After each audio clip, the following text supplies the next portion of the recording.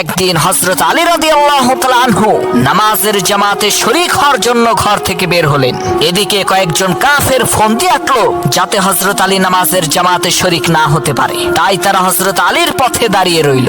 হযরত আলী তাদের কাছে আসলে তারা হযরত আলীকে জিজ্ঞেস করলো, আলী, আমরা তোমার কাছে কিছু জানতে চাই, দয়া করে আমাদেরকে বলবে সেই বিষয় সম্পর্কে? হযরত আলী বলল, কি জানতে চাও বলো। কাফেরেরা বলল, হে আলী, তুমি বলো তো কোন প্রজাতির প্রাণী ডিম দেয় আর কোন প্রজাতির প্রাণীরা বাচ্চা দেয়? সেই কাফেরদের প্রশ্ন শুনে হযরত আলী রাদিয়াল্লাহু তাআলা আনহু সাথে সাথে উত্তর দিলেন, যেই প্রাণীর কান বাহিরে থাকে সেই প্রজাতির প্রাণীরা বাচ্চা দেয়, আর যেই প্রাণীর কান ভেতরে থাকে সেই প্রাণীরা ডিম দেয়। সেই কাফেরেরা লক্ষ্য করে দেখলো কথা তো সত্য। তারা বিস্ময়ে বিমূঢ় হয়ে বলতে লাগলো, সর্বনাশ, আমরা নিজেরাও তো এই প্রশ্নের উত্তর জানি না। হযরত আলী কিভাবে এর নির্ভুল উত্তর দিল?